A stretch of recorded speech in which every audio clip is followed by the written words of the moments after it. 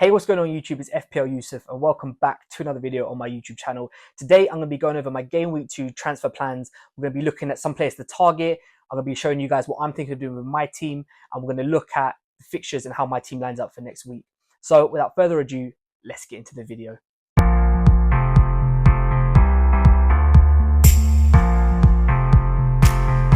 Okay, so welcome back guys. Thank you so much for joining me here today for another video on my YouTube channel. Before we get into this, if you wouldn't mind dropping a thumbs up and subscribing down below, that'd be greatly appreciated. So I'm going to just quickly go over a little recap of how my team got on in game week 1. At the time of recording, for a timestamp, Spurs and Leicester haven't kicked off yet. So this is being recorded on a Monday morning. So there's still going to be some changes, but we're 81 all out. Probably my best score I've ever had on an opening day of the season. And, we had a lot of things go our way, which was kind of fortunate. Obviously, Arsenal's attack, we had both Saka and Havertz coming in with 12 points each, which really went nicely. Trent returned with the bonus points as well. Nick Pope in goal. That was a last-minute change from Jordan Pickford, which actually worked out in our favour. So, yeah, overall, very happy with the team. Got returns pretty much from most players. Currently sitting at 87,000 in the world, which, for me, my aim was to be around the 500k mark after game week 1, but the fact that we've gone all the way up to 87k after tonight's game will probably be somewhere around the 100k mark. I'm very happy with the start. So yeah, we're off to a good start. Haaland got a return on the captaincy. Maybe could have had another goal, but we'll take it for now. But yeah, overall it's been a good start to game week 1. So now we're going to get straight into transfer plans. I'm going to go over some transfers that I'm looking to target. We're going to be, guys, what I'm thinking about doing with my team going into next week, but also I'm going to bring up differentials of the week as well. So let's get into it.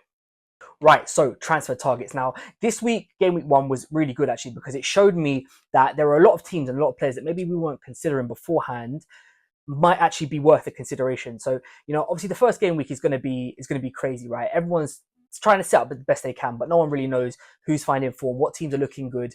I think the first team that sort of caught me off guard a little bit and surprised me was how good Brighton played. Now, they played Everton, they won 3-0, but they were fantastic, especially their attacking players. Now, Minte was a player that I spoke about in pre-season as a differential, and it was a toss-up for me between him and Smith Rowe at the start of the season. I did choose Smith Rowe because Fulham's game week 2 and game week 3 fixture it was really nice. And obviously Brighton have got to play Man United and Arsenal, so Fulham had the better fixtures. However, what I saw from Brighton yesterday was fantastic. They were electric. Minte down the right, MITOMA down the left. I put both of them up here on screen because, I think depending on the budget you've got to play with, I think both are viable options. Minte coming in at 5.5. He did come off quite early on in the game. It was due to, I think it was to concussion, but he should be good to go for the next game. And obviously MITOMA just showing us, that we can't ever forget about him because he is so good on his day, And I think this Brighton attack looked very, very excited. I think the next 2 or 3 game weeks, possibly, could go without a miss.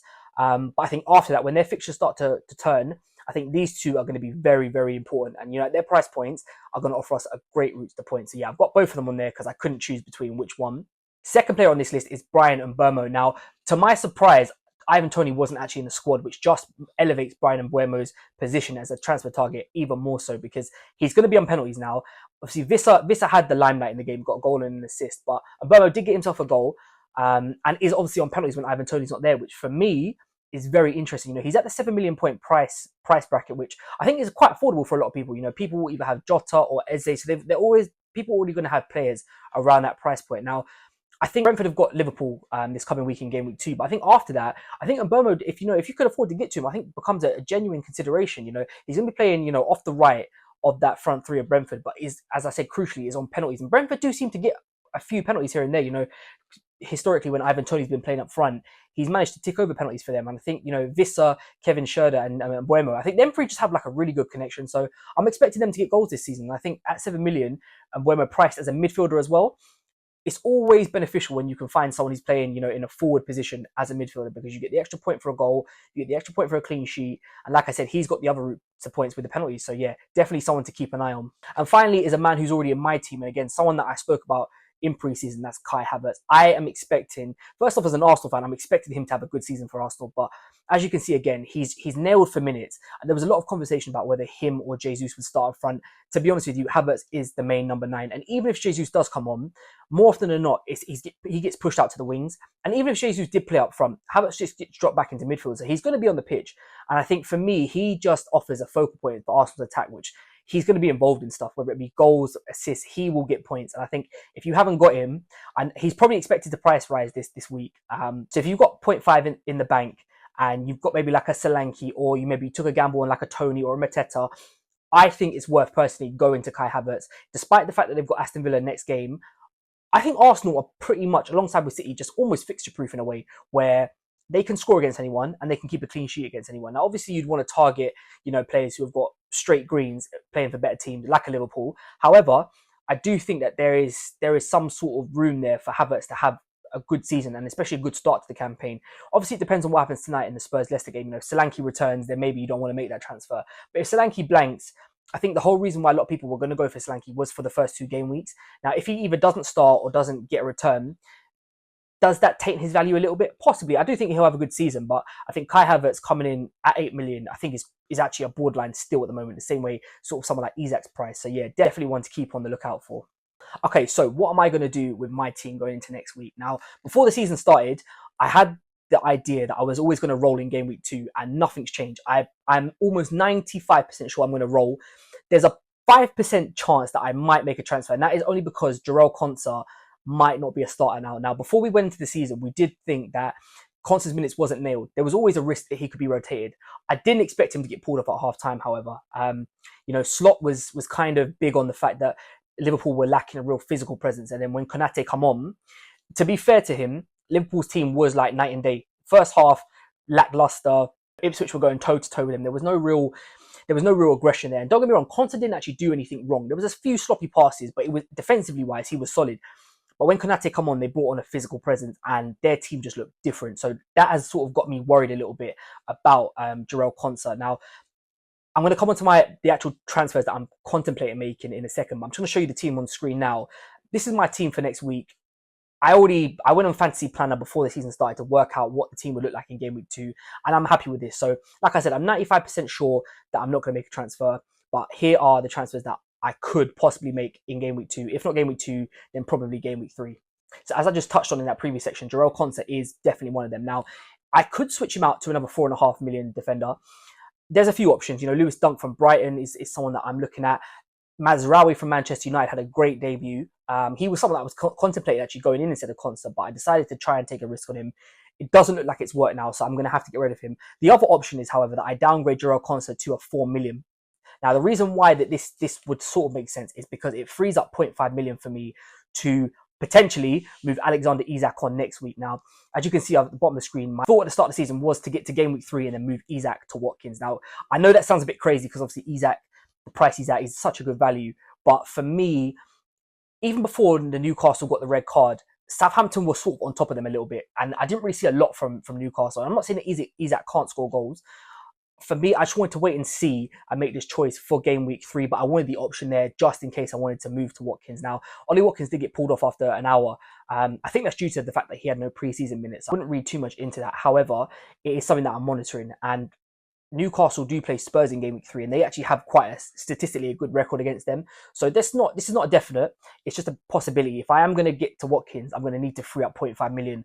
And the only player really that I could downgrade is Jarell Quansah. So it's something to think about.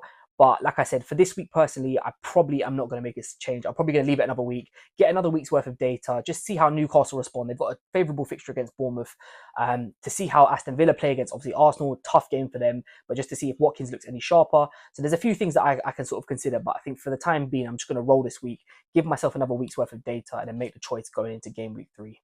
Now, differentials of the week. So I've got 3 differentials up here. Now, just a quick reminder, for them to be considered as a differential, they have to be at the time of recording under 7.5% owned. Now, it's worth me saying that these players coming in are usually differentials for this coming game week. However, these players have got fixtures in the upcoming weeks that you could possibly keep them for, which is obviously just an added bonus. So I'll start with Adam Armstrong.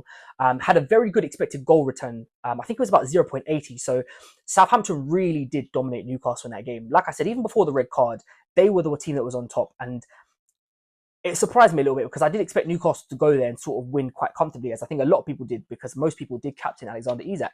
Now, obviously, the red card for Newcastle didn't help them, made it a little bit trickier. But Southampton were, for large parts of that game, very, very good.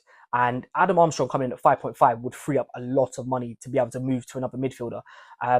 He's someone that obviously you're not going to start every week, but there are certain game weeks that you may want to bring him in. And Southampton do just look like they're gonna be on the front foot a little bit more than what maybe we've used to seeing in past seasons gone by with Southampton. So he's someone that I'm keeping an eye on.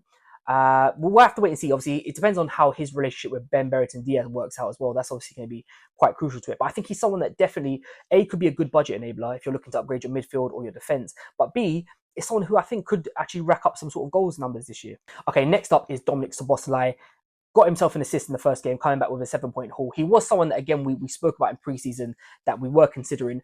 I like the positions he was taking up. You know, he was playing in a sort of 8, 6, and 10. He was rotating between them all.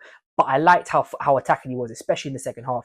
Now, he's someone that I'm going to keep an eye on because I want to, again, another week's worth of data isn't always a bad thing. I want to see how he performs at home. I want to see if he's taking up the same positions. But I think he could be a good player to bring in. And the fact that he's at the same price point as maybe an Nkunku, who did get subbed before the hour mark, Nkunku was someone that I wasn't really looking at in preseason, but I know a lot of people did go there and they may well be looking to take him out. Obviously, give him another game week because, like I said, another week's sample size is good. But the fact that Szoboszlai is at that price point is always an interesting thing. And I don't think a lot of people will be tripled up on Liverpool either. So it leaves a free spot open for them. Now, if he starts taking up more positions in the number 10 role, I think there's definitely something to consider there with him. But he's currently only owned by 2.2%, which to me is crazy. And I don't expect that to go up this week, actually, to be honest with you. Obviously, if he has another good performance, then maybe people might start looking at him. But I think he's definitely someone to keep an eye on, especially if you are somebody who wants to sort of look to move Nkunku on. He's at the price point, and I think he's one to definitely keep an eye out for. And the last one is someone who we haven't seen play yet, and that's Destiny Udogie. Now, he is so low owned, I think, because most people, if they've invested in Spurs defense, they've invested in Pedro Porro. But like I said, if you've invested in Spurs assets, it's probably for the first 2 games. Now, Udogie for me is someone who last season did pop up with attacking returns here and there. But if Spurs are ever going to keep a clean sheet, they've got Everton in game week 2. Everton looked absolutely abysmal. I apologise to any Everton fans out there. I'm sorry, but they looked woeful. And for me personally, if there's any game that Spurs are going to keep a clean sheet, they're going to be at home. It's probably that one. Udogie more than likely will get forward down the left-hand side. Obviously, Everton, Ashley Young got sent off, so Seamus Coleman's injured, Young suspended, so I don't know who they're going to play at right back, but that could be a game that Udogie targets about getting forward, could end up with an attacking return. And again, most people who invested in Spurs defence are owning Pedro Porro, so if you're going for Udogie, it really is a big differential. And I do think that if there's a game week to do it, it's probably the one coming up. So yeah, that's just my 3 differentials for this coming week. Obviously, next week we'll reflect on how they went about, but yeah, if you're looking for anyone for the short term, I would suggest them. But also, they have got decent fixtures, so you could keep them long term as well. Okay, thank you guys so much for watching this video. If you have enjoyed it, don't forget to drop a thumbs up and subscribe down below. I will be back on either Tuesday afternoon or Wednesday with an FPL challenge video. We'll be going over game week 2 of that. We'll have a look at what the fixtures and what the stipulations surrounding that game week are, and then I shall be back on either Thursday or Friday with like a final team selection video, just showing you guys whether or not I made the transfer. Like I said, I'm 95% sure I'm going to roll this week, and then next week we'll probably have more to talk about in the transfer plans. But thank you so much for watching, and I'll catch you guys next time.